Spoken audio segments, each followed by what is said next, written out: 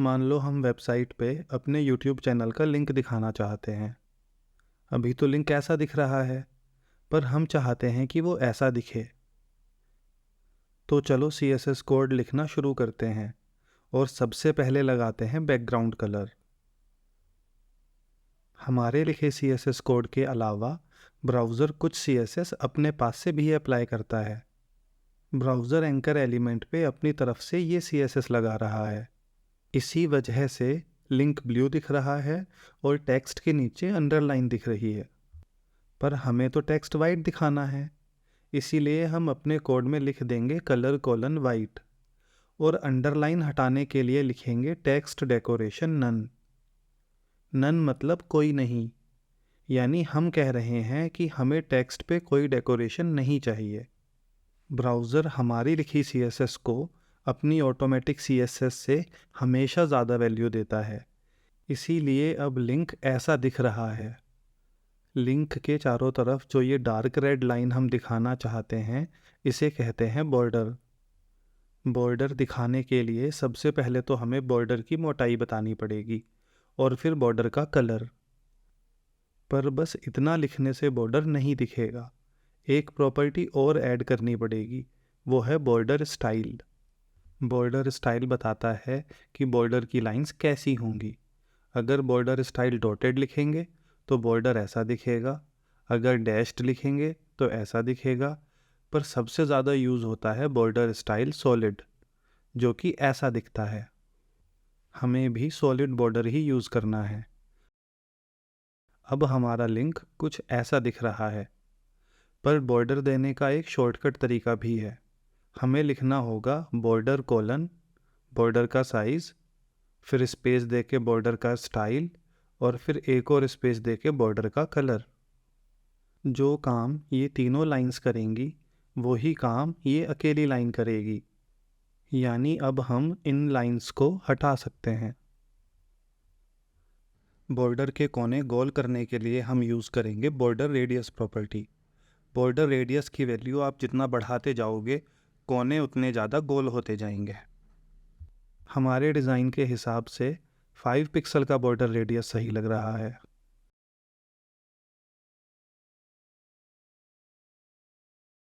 Sir, ये कैसे पता लगेगा कि बॉर्डर विड्थ 2 पिक्सल की ठीक रहेगी या 3 पिक्सल की, या फिर बॉर्डर रेडियस 5 पिक्सल रखें या 10 पिक्सल? अभी तो अंदाजे से काम चला लो, अलग अलग वैल्यू लिख के देखो और जो सबसे ठीक लगे वो यूज़ कर लो। पर नौकरी में जाने के बाद ऐसे तुक्के नहीं मारने पड़ेंगे। वहाँ आपकी टीम का डिज़ाइनर आपको साफ साफ लिख के देगा कि कहाँ क्या साइज़ और क्या कलर रखना है। अब हमारा लिंक कुछ ऐसा दिख रहा है।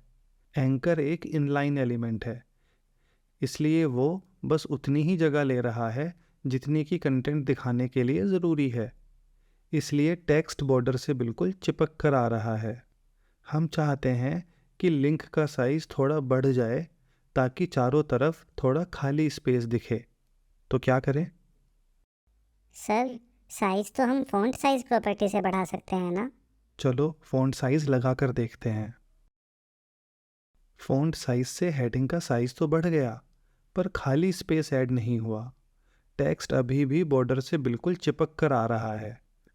फ़ॉन्ट साइज़ तो टेक्स्ट का साइज़ बढ़ाता है। हाँ, जब टेक्स्ट का साइज़ बढ़ा तो उसे कवर करने के लिए एंकर एलिमेंट का साइज़ भी बढ़ गया। पर हम चाहते हैं कि बस एंकर एलिमेंट का साइज़ बढ़े, उसके अंदर के टेक्स्ट का साइज़ ना बढ़े। किसी एलिमेंट का साइज़ छोटा बड़ा करने के लिए यूज़ होती हैं हाइट और विड्थ प्रॉपर्टी। तो चलो एंकर एलिमेंट की विड्थ सेट कर देते हैं 140 पिक्सल। पर ये क्या, लिंक की विड्थ तो चेंज ही नहीं हुई। लेकिन क्यों सर?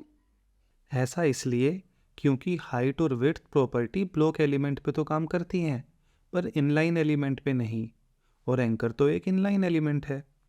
हमने पढ़ा था कि इनलाइन एलिमेंट उतनी ही जगह लेते हैं जितनी की कंटेंट दिखाने के लिए ज़रूरी हो, जबकि ब्लॉक एलिमेंट पूरी लाइन घेर लेते हैं। इनलाइन और ब्लॉक एलिमेंट में एक और डिफरेंस ये है कि हम ब्लॉक एलिमेंट का साइज़ हाइट और विड्थ प्रॉपर्टी की हेल्प से घटा बढ़ा सकते हैं, पर इनलाइन एलिमेंट पे हाइट और विड्थ प्रॉपर्टी का कोई असर नहीं होता।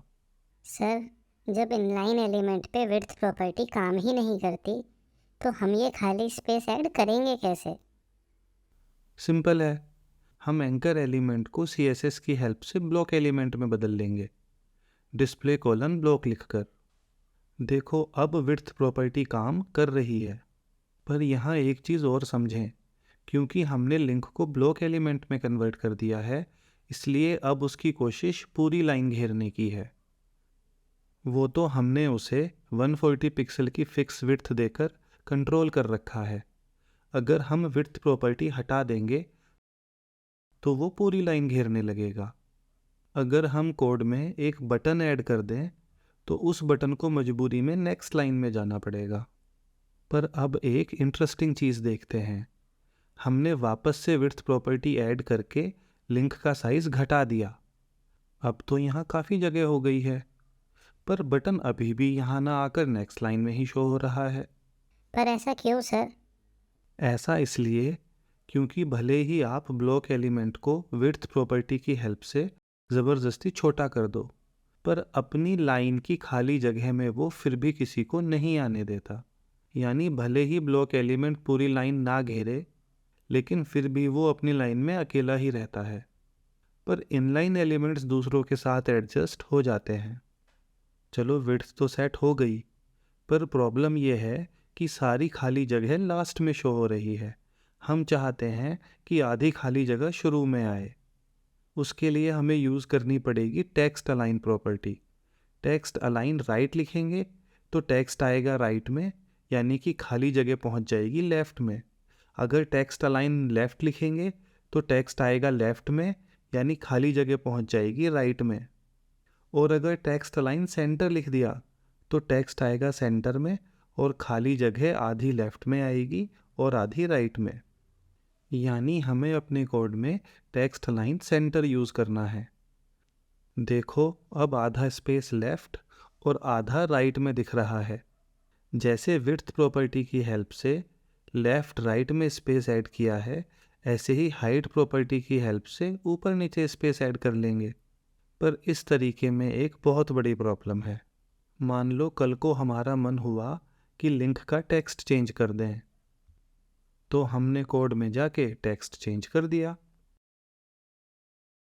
पर ये भूल गए कि लिंक को 140 पिक्सल की फिक्स विड्थ दे रखी है। यानी लिंक अब टेक्स्ट के हिसाब से एडजस्ट नहीं होने वाला। इसलिए अब लिंक ऐसा दिख रहा है। टेक्स्ट की लंबाई तो बढ़ गई, पर एंकर एलिमेंट की विड्थ अभी भी सेम है। इसलिए मजबूरी में कुछ टेक्स्ट अगली लाइन में जा रहा है। पर मान लो हम चाहते हैं कि टेक्स्ट एक ही लाइन में दिखे। इसके लिए ये ध्यान रखना पड़ेगा कि जब भी टेक्स्ट चेंज करो, विड्थ की वैल्यू भी उसी हिसाब से चेंज कर दो। इस तरह का कोड लिखना ऐसे है जैसे घर में बिजली के कटे हुए तार बिना टेप लगाए छोड़ के रखना। कितना भी ध्यान रख लो, कभी ना कभी भूल जाओगे और करंट लगेगा। कोर्स में आगे समझ आएगा कि फिक्स विड्थ देने में एक और बहुत बड़ी प्रॉब्लम है। इसलिए जहाँ तक हो सके फिक्स विड्थ देने से बचो। एलिमेंट को अपने हिसाब से विड्थ लेने दो। सर, अपने हिसाब से तो ब्लॉक एलिमेंट पूरी लाइन घेर लेगा, पर हमें तो पूरी लाइन नहीं घेरनी, बस ज़रा सा खाली स्पेस ऐड करना है। तो क्या करें? एक एग्जाम्पल से समझते हैं। ऐसे समझो कि वेबसाइट होती है दीवार की तरह और HTML एलिमेंट्स होते हैं दीवार पे लगी पेंटिंग्स की तरह। हम किसी पेंटिंग और उसके आसपास के एरिया को 4 हिस्सों में बांट सकते हैं। सबसे पहले आता है अंदर का पेंटिंग वाला एरिया, जिसे HTML में कहते हैं कंटेंट एरिया। उसके बाद आता है पेंटिंग और फ्रेम के बीच का गैप, जिसे HTML में कहते हैं पैडिंग। फिर आता है फ्रेम, जिसे HTML में कहते हैं बॉर्डर। और आखिरी में आता है पेंटिंग के चारों तरफ का ये खाली एरिया, जिसे HTML में कहते हैं मार्जिन। ध्यान दें कि कंटेंट एरिया, पैडिंग और बॉर्डर तो पेंटिंग का हिस्सा है, पर मार्जिन पेंटिंग का हिस्सा नहीं है। ऐसा ही HTML में भी होता है। कंटेंट एरिया, पैडिंग और बॉर्डर तो HTML एलिमेंट का हिस्सा होते हैं, पर मार्जिन नहीं। मार्जिन तो एलिमेंट के आसपास के खाली स्पेस को कहते हैं। अब अगर हम वापस अपने लिंक की बात करें तो ये हो गया कंटेंट एरिया और ये बॉर्डर, कंटेंट और बॉर्डर के बीच के गैप को क्या कहते हैं? Sir padding. यानी अगर टेक्स्ट और बॉर्डर के बीच में थोड़ी खाली जगह चाहिए तो एलिमेंट पे पैडिंग ऐड करनी पड़ेगी। इस साइड की पैडिंग को कहते हैं पैडिंग टॉप, इसे पैडिंग बॉटम, इसे पैडिंग लेफ्ट और इसे पैडिंग राइट। पैडिंग टॉप हम सेट कर देंगे 5 पिक्सल और पैडिंग बॉटम भी 5 पिक्सल।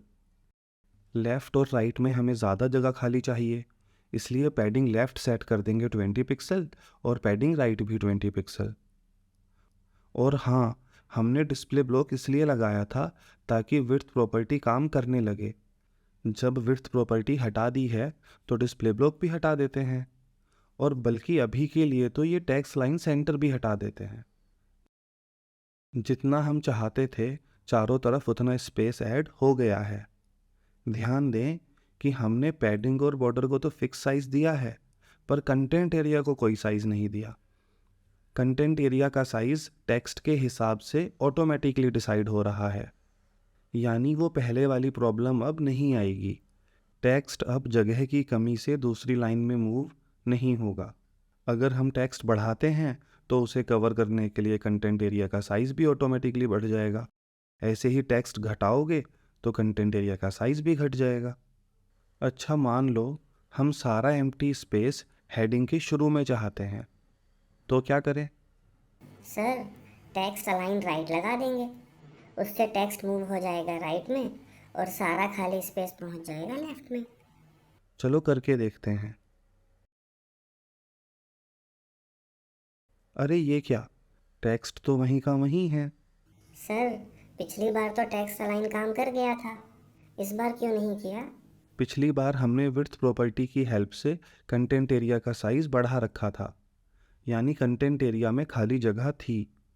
अगर खाली जगह है तो टेक्स्ट को राइट, लेफ्ट या सेंटर किया जा सकता है, पर इस बार हमने कंटेंट एरिया को कोई साइज नहीं दिया है।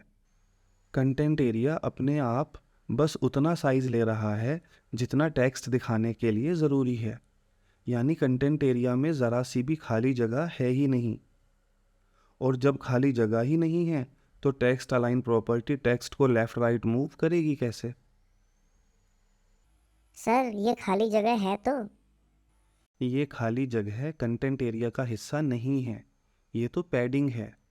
टेक्स्ट सिर्फ कंटेंट एरिया के अंदर ही लेफ्ट राइट हो सकता है, वो पैडिंग वाले एरिया में नहीं जाएगा। तो फिर खाली स्पेस को शुरू में मूव करेंगे कैसे? सिंपल है, राइट में स्पेस नहीं चाहिए तो राइट पैडिंग कर दो 0, और लेफ्ट में ज़्यादा स्पेस चाहिए तो लेफ्ट पैडिंग बढ़ा दो। देखो आ गया सारा खाली स्पेस शुरू में। पर ये तो बस समझाने के लिए था। एक कोने में लिखा टेक्स्ट अच्छा तो नहीं लग रहा है, इसीलिए हम वापस पहले वाला कोड ही लिख देते हैं। एक बात और, पैडिंग देने के लिए हमेशा 4 लाइन का कोड लिखना ज़रूरी नहीं है। ये काम एक लाइन में भी किया जा सकता है। एक एग्जाम्पल से समझते हैं।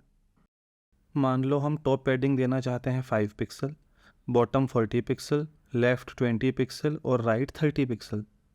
हम पैडिंग कॉलन लिख कर चारों वैल्यू एक ही साथ लिख देंगे। हमेशा शुरुआत की जाती है टॉप पैडिंग से और फिर क्लॉकवाइज डायरेक्शन में आगे बढ़ते जाएंगे। यानी सबसे पहले लिखेंगे टॉप पैडिंग, फिर राइट, फिर बॉटम और फिर लेफ़्ट। पर अक्सर सिमेट्री के हिसाब से टॉप और बॉटम पैडिंग सेम रखी जाती है। ऐसे ही लेफ़्ट और राइट पैडिंग भी सेम रखी जाती है। यानी अगर टॉप पैडिंग 5 पिक्सल है तो बॉटम भी 5 पिक्सल होगी। ऐसे ही लेफ़्ट पैडिंग 20 पिक्सल है तो राइट भी 20 पिक्सल होगी। जब भी ऐसा होगा तो आपको चारों वैल्यू लिखने की ज़रूरत नहीं पड़ेगी। पहले टॉप पैडिंग की वैल्यू लिखो, फिर क्लॉकवाइज आगे बढ़ते हुए राइट पैडिंग की वैल्यू लिखो और बस वहीं रुक जाओ। अगर पैडिंग के आगे बस 2 वैल्यू लिखी हों तो ब्राउज़र समझ जाता है कि पहली वैल्यू टॉप पैडिंग तो है ही, बॉटम पैडिंग भी वो ही है, और दूसरी वैल्यू राइट पैडिंग तो है ही, लेफ़्ट पैडिंग भी वो ही है। बल्कि सिमेट्री के हिसाब से अक्सर ऐसा भी होगा कि चारों तरफ की पैडिंग सेम होगी। ऐसे में आपको पैडिंग के आगे बस एक ही वैल्यू लिखनी है। सिर्फ एक वैल्यू देखकर ब्राउज़र समझ जाएगा कि वही वैल्यू टॉप पैडिंग भी है, बॉटम पैडिंग भी, लेफ़्ट भी और राइट भी। यानी हम अपने कोड में इन चारों लाइंस की जगह बस एक ये लाइन भी लिख सकते हैं। देखो, चारों साइड की पैडिंग अभी भी सही दिख रही है। हमें पैडिंग के बारे में एक और ज़रूरी चीज़ पढ़नी है, पर पहले कोड में एक हेडिंग और ऐड कर लेते हैं और उस हेडिंग को ग्रीन बैकग्राउंड दे देते हैं।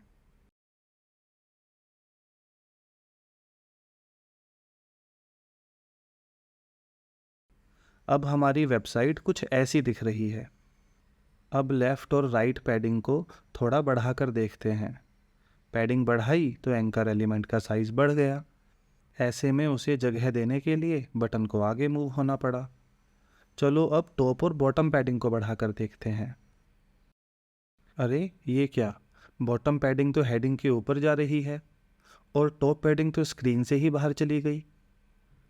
इनलाइन एलिमेंट्स की टॉप पैडिंग और बॉटम पैडिंग ऐसे है जैसे कलयुग में शरीफ इंसान, उन्हें बिल्कुल इज्जत नहीं मिलती।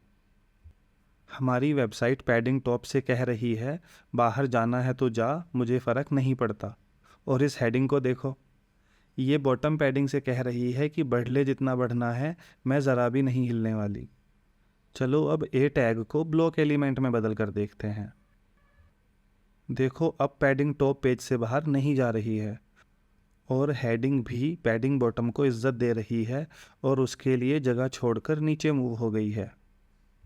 यानी ब्लॉक एलिमेंट पे तो पैडिंग टॉप और पैडिंग बॉटम सही से काम करती है, पर इनलाइन एलिमेंट पे नहीं। बिल्कुल ये ही कहानी टॉप और बॉटम बॉर्डर के साथ भी है। चलो अब अगले टॉपिक पे बढ़ते हैं, पर उससे पहले पुराने वाले कोड पर वापस लौट जाते हैं। यानी डिस्प्ले ब्लॉक हटा देते हैं और पैडिंग की पुरानी वैल्यू लिख देते हैं। हमने कंटेंट एरिया, पैडिंग और बॉर्डर के बारे में तो पढ़ लिया। अब बारी है मार्जिन के बारे में पढ़ने की। हमारा लिंक अभी पेज के बिल्कुल कोने में दिख रहा है। हम उसे थोड़ा सा राइट की तरफ मूव करना चाहते हैं। उसके लिए हमने एंकर एलिमेंट को मार्जिन लेफ़्ट 40 पिक्सल दे दी। ऐसा करने से हमारे लिंक के लेफ़्ट में 40 पिक्सल की खाली जगह ऐड हो गई है। मान लो हम लिंक और बटन के बीच में भी 50 पिक्सल की खाली जगह ऐड करना चाहते हैं। उसके दो तरीके हैं, या तो बटन को मार्जिन लेफ़्ट दे दो और या फिर लिंक को मार्जिन राइट। यानी या तो हम लिख दें बटन करली ब्रेस और फिर मार्जिन लेफ़्ट 50 पिक्सल, और या फिर इसे हटाकर एंकर एलिमेंट पे मार्जिन राइट 50 पिक्सल लगा दें। आप दोनों में से कोई भी तरीका यूज़ कर सकते हो। अब हमारी वेबसाइट कुछ ऐसी दिख रही है। मान लो अब हम लिंक को थोड़ा नीचे मूव करना चाहते हैं, तो क्या करें? सर सिंपल है, ए टैग पे मार्जिन टॉप लगा देंगे। चलो मार्जिन टॉप लगा कर देखते हैं। पर ये क्या, लिंक तो ज़रा भी नीचे नहीं आया। सर जब मार्जिन लेफ़्ट और मार्जिन राइट काम कर रहे हैं तो मार्जिन टॉप क्यों नहीं काम कर रहा? क्योंकि इनलाइन एलिमेंट्स पे मार्जिन टॉप और मार्जिन बॉटम काम नहीं करते, पर ब्लॉक एलिमेंट पे करते हैं। चलो एंकर एलिमेंट को ब्लॉक में कन्वर्ट करके देखते हैं। देखो, अब मार्जिन टॉप काम कर रहा है। सर लिंक को ब्लॉक एलिमेंट बनाने से मार्जिन टॉप वाली प्रॉब्लम तो सॉल्व हो गई, पर अब एक नई प्रॉब्लम खड़ी हो गई है। अब लिंक पूरी लाइन घेर रहा है, जो कि दिखने में बिल्कुल भी अच्छा नहीं लग रहा। लिंक को विड्थ प्रॉपर्टी की हेल्प से भी छोटा नहीं कर सकते, क्योंकि आपने फिक्स विड्थ देने से बचने को कहा है। तो फिर करेंगे क्या? हमें इनलाइन और ब्लॉक एलिमेंट के बीच का कुछ चाहिए, कुछ ऐसा जो जगह तो इनलाइन एलिमेंट की तरह टेक्स्ट के हिसाब से लेता हो, पर उस पे ब्लॉक एलिमेंट की तरह ऊपर नीचे की पैडिंग और मार्जिन भी सही से काम करती हो। जो हम ढूंढ रहे हैं उसे HTML में कहते हैं inline block element. Inline block elements कुछ चीज़ों में तो इनलाइन एलिमेंट्स की तरह होते हैं, जैसे कि वो कंटेंट के हिसाब से जगह लेते हैं और सेम लाइन में दूसरों के साथ एडजस्ट भी हो जाते हैं, पर बाकी सब चीज़ों में वो ब्लॉक एलिमेंट की तरह होते हैं। यानी उन पे हाइट और विड्थ प्रॉपर्टी काम करती है। पैडिंग टॉप और पैडिंग बॉटम भी सही से काम करती है। बॉर्डर टॉप और बॉर्डर बॉटम भी सही से काम करते हैं। और मार्जिन टॉप और मार्जिन बॉटम भी काम करता है। चलो अपने लिंक को इनलाइन ब्लॉक एलिमेंट में बदलकर देखते हैं। देखो, अब मार्जिन टॉप भी सही से काम कर रहा है और हमारा लिंक पूरी लाइन ना घेर कर जगह भी कंटेंट के हिसाब से ले रहा है। एक बात और, पैडिंग की तरह ही हर मार्जिन अलग अलग भी लिख सकते हो और चाहो तो चारों मार्जिन एक ही लाइन में भी लिखी जा सकती हैं। सर, एक सवाल था। ये वाला स्पेस मार्जिन लेफ़्ट से आ रहा है, ये वाला मार्जिन टॉप से और ये वाला मार्जिन राइट से, पर हमने मार्जिन बॉटम तो दिया ही नहीं है, फिर ये वाला स्पेस कहाँ से आ रहा है? जैसा कि मैंने पहले भी बताया था, ब्राउज़र कुछ CSS अपनी तरफ से भी लगाता है। ब्राउज़र ने H1 एलिमेंट पे मार्जिन टॉप लगा रखी है, उसी की वजह से ये खाली स्पेस आ रहा है। ऐसे ही हेडिंग के शुरू का ये खाली स्पेस भी ब्राउज़र की अपनी CSS की वजह से ही आ रहा है। सर, ब्राउज़र हमारी वेबसाइट पे अपनी CSS क्यों थोप रहा है? ब्राउज़र ऐसा इसलिए करता है ताकि अगर कोई CSS ना भी लिखे तब भी उसकी वेबसाइट काम चलाऊ दिख जाए। पर अगर आप काम चलाऊ नहीं बल्कि खुद की CSS लिख के सुंदर वेबसाइट बनाना चाहते हो तो ब्राउज़र की CSS हेल्प करने की जगह परेशान ही करती है। इसीलिए अक्सर लोग वेबसाइट बनाना शुरू करते ही सबसे पहला काम करते हैं रीसेट CSS लिखने का। रीसेट CSS मतलब ऐसी CSS जो ब्राउज़र की थोपी हुई CSS का असर ख़त्म कर दे। चलो हम भी रीसेट CSS लिखते हैं। हम चाहते हैं कि ब्राउज़र जो पैडिंग और मार्जिन खुद से लगा रहा है वो हट जाए, यानी हम पैडिंग भी ज़ीरो करना चाहते हैं और हर तरफ की मार्जिन भी।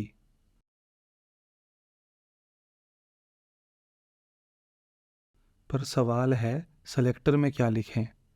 हम ये रूल सेट अपने कोड के सभी टैग्स पे लगाना चाहते हैं, यानी यहाँ हमें लिखना होगा A, बटन, H1, या फिर इन सब की जगह एस्ट्रिक्स भी लिख सकते हैं। सेलेक्टर में एस्ट्रिक्स लिखने का मतलब होता है ये रूल सेट HTML के सारे टैग्स पे अप्लाई करना है। देखो, अब यहाँ से खाली स्पेस हट गया है और यहाँ से भी। ब्राउज़र और भी बहुत सारी CSS लगाता है, जिसे कैंसिल करने के लिए हमें अपनी रीसेट CSS में और भी कोड लिखना पड़ेगा, पर वो सब पढ़ेंगे बाद में। अभी चलते हैं नेक्स्ट टॉपिक पे। सर, हमने लिंक को मार्जिन राइट 40 पिक्सल दे रखी है, जिस वजह से यहाँ 40 पिक्सल का खाली स्पेस शो हो रहा है। मान लो अब हम बटन पे मार्जिन लेफ़्ट 60 पिक्सल भी लगा दें, तब यहाँ कितना स्पेस शो होगा? दो मार्जिन्स को मिलाकर शो करने का एक रास्ता तो है कि दोनों मार्जिन्स का सम कर दो, और दूसरा रास्ता है कि दोनों में से बड़ी मार्जिन चुन लो। इस तरीके को बोलते हैं collapsing margins. 60 pixel plus 40 pixel हो गया 100 पिक्सल, यानी सम के हिसाब से 100 पिक्सल का स्पेस आना चाहिए। 60 पिक्सल और 40 पिक्सल में से बड़ी मार्जिन है 60 पिक्सल, यानी कोलैप्सिंग मार्जिन के हिसाब से 60 पिक्सल का स्पेस आना चाहिए। अगर ब्राउज़र कोलैप्सिंग मार्जिन का फॉर्मूला यूज़ करे तो यहाँ 60 पिक्सल का स्पेस डिस्प्ले होगा।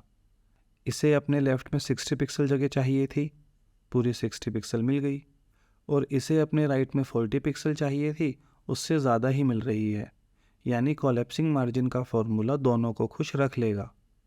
पर खुश तो दोनों सम वाले फॉर्मूले से भी रहेंगे, क्योंकि उससे तो स्पेस और बढ़ना ही है।